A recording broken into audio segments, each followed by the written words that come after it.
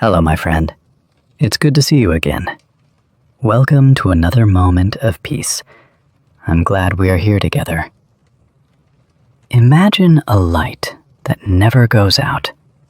A quiet, steady light. A light that shines through cold winters, through long, difficult years, through sadness and great change. Today, we follow that light. Today, we listen to the story of Queen Victoria, a young woman who became one of the most powerful people in all of history. Her story is a journey of discovery, of love, of loss, and of quiet, extraordinary strength. It is a story worth knowing. This is Storyline English. Sit quietly. Breathe slowly, and let the story begin. Before we continue, if this story helps you learn English and feel calm and at peace, please like this video and subscribe to Storyline English. Every like and every subscription helps us create more moments like this one, just for you. Thank you. And now, the story. The year is 1819. The place is London, England. England is a powerful country. It has a great king, many soldiers, and large ships that sail across the whole world. But inside a quiet room in a large house called Kensington Palace, something very small and very important is happening. A baby girl is born. Her name is Alexandrina Victoria, but everyone will call her Victoria.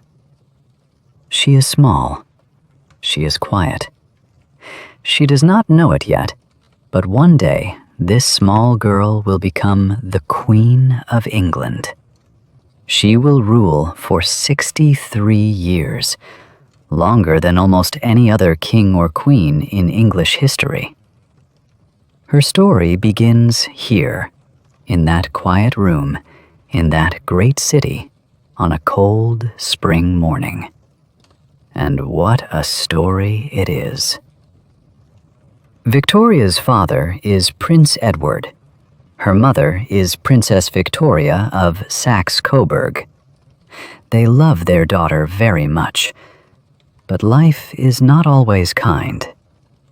When Victoria is only 8 months old, her father becomes very ill. He does not get better. He dies. Victoria is now a small baby without a father. Her mother is alone in a large, cold palace with a very young child. Life will not be simple for this little girl. But something inside her is already strong, something quiet and steady, like a light that is just beginning to burn. Victoria grows up inside Kensington Palace. It is a big and beautiful building, but for a young child, it can feel cold and very empty. Victoria does not go to school with other children. She does not play freely outside. She does not have many friends. She lives under very strict rules. Her mother and a man named Sir John Conroy make all the decisions about her life. They do not want Victoria to speak with people alone. They watch her every moment. They control her every day. This system even has a name. People call it the Kensington system, and Victoria does not like it at all. She is lonely. She is quiet. But she is also very clever. She reads many books. She learns French, German, and Italian. She draws beautiful pictures, and she writes in her diary every single day. That diary tells us many things about her feelings, And one thing is very clear. Victoria wants to be free.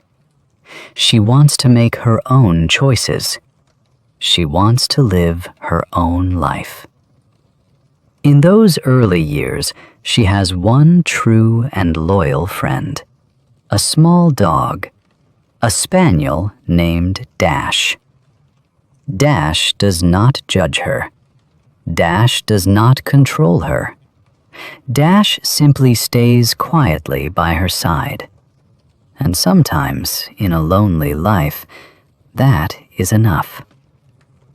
But Victoria's world is about to change. The old King of England, King William IV, is getting older and weaker, and Victoria is his closest relative. Everyone in England knows what this means.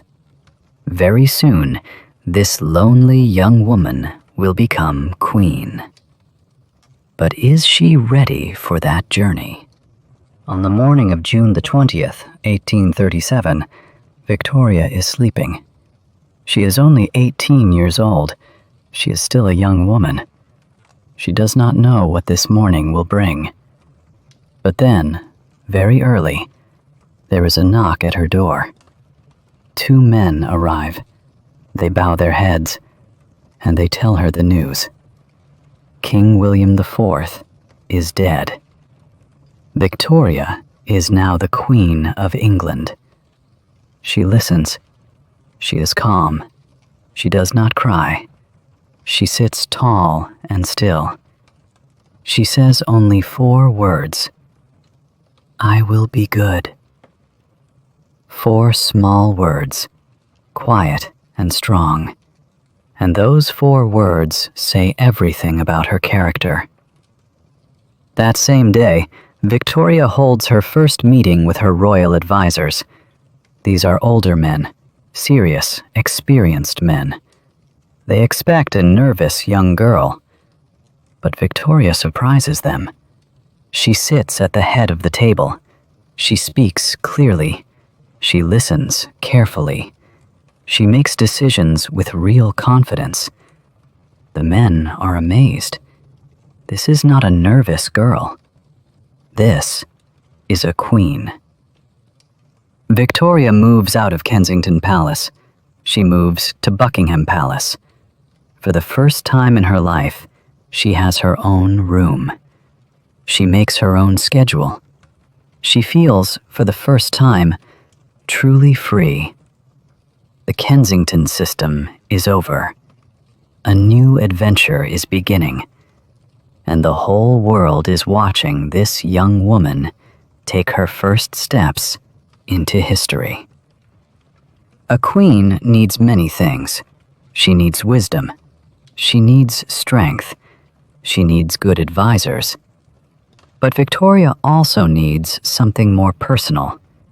She needs a partner, someone to stand quietly beside her, someone to truly understand her.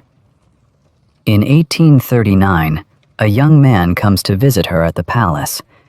His name is Prince Albert of Saxe-Coburg and Gotha. He is Victoria's cousin. He is tall, quiet, and thoughtful. He loves music, science, and art. He is kind. He is serious. He is not like the loud and easy men of the royal court. Victoria sees Albert, and she feels something she has never felt before. That night, she opens her diary. She writes that Albert is wonderful, that his eyes are full of intelligence, that she feels happy and free when she is near him. In those days, a queen must ask first. A queen cannot wait. And so Victoria asks Albert to marry her. He says yes. They are married on February the 10th, 1840. Victoria wears a white dress. At that time, most brides wear colored dresses. But Victoria chooses white. And after that day, white becomes the color of weddings across the whole world, even today. Together, Victoria and Albert are a strong team. He becomes her closest advisor, her greatest support, her best friend. They have 9 children together. For many years, Victoria is not just a queen. She is a wife, a mother, and a woman who is deeply, truly happy. But happiness, as we all know, does not stay forever. In December of 1861, Prince Albert becomes very ill. He is only 42 years old. He is not old. He is not weak. But he grows sicker every day. Victoria sits by his side. She holds his hand. She watches him carefully. And on December the 14th, Albert dies. Victoria is broken. She cannot speak. She cannot eat properly. She cannot sleep. The whole country feels her deep sadness. Albert was not just her husband. He was the center of her world. Without him, everything feels cold and very dark. For many years after, Victoria wears only black. She keeps Albert's photograph everywhere in the palace. She sleeps with a cast of his hand beside her. She orders his clothes to be laid out every morning, as if he is still there. People begin to call her the Widow of Windsor. Some worry that the Queen is lost inside her grief. But time is patient, and life continues moving forward. Slowly, Victoria begins to return. She has a country to lead. She has children who need her. She has important work still left to do. She does not forget Albert. She never forgets him. But she learns to carry his memory gently, like something precious and dear. And she continues, step by step, day by day. Perhaps this is her greatest act of courage. Not her power, not her crown, but simply continuing. Victoria rules England for 63 years. During her reign, that is the word for a monarch's time in power, England grows stronger and larger than ever before. This period in history has a name. People call it the Victorian Era. It is a time of great invention, great discovery, and great stories. During her life, Victoria sees the invention of the train, the telephone, and the first electric lights. She sees her empire grow across the world. In 1876, she becomes the Empress of India. She is the grandmother of many kings and queens across Europe. People truly call her the grandmother of Europe.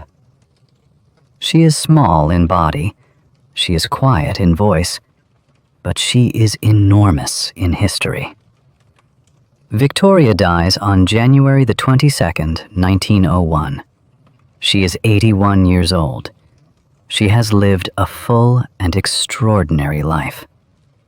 She began as a lonely child in a cold palace. She became a confident and powerful queen. She loved deeply, and she lost deeply. She suffered, and she continued.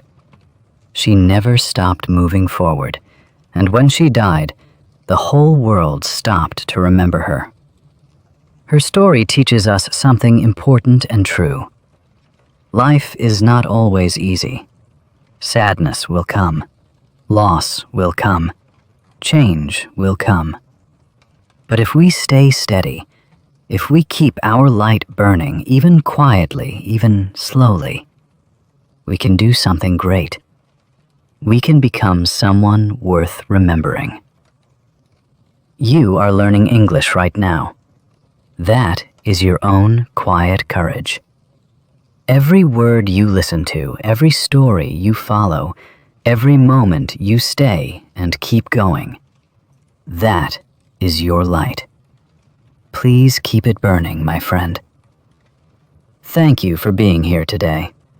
If this story touched you, if it helped your English or gave you a moment of peace, please leave a comment below. Tell me what you felt. Tell me what you learned.